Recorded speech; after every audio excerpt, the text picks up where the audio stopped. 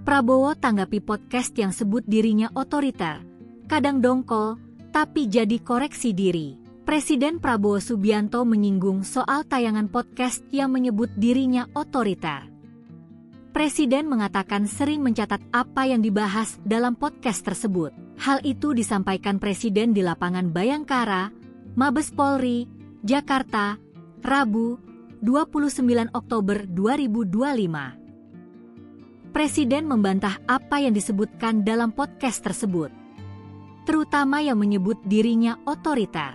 Meskipun demikian, Presiden tidak menjelaskan podcast apa yang dimaksud. Prabowo kemudian berbicara mengenai cara menghadapi fitnah.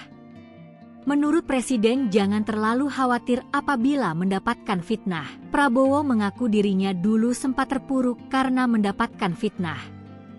Ia lalu berkonsultasi dengan gurunya. Menurut Prabowo, gurunya tersebut lalu memberikan petuah yang ingin ia sampaikan kepada generasi kuda.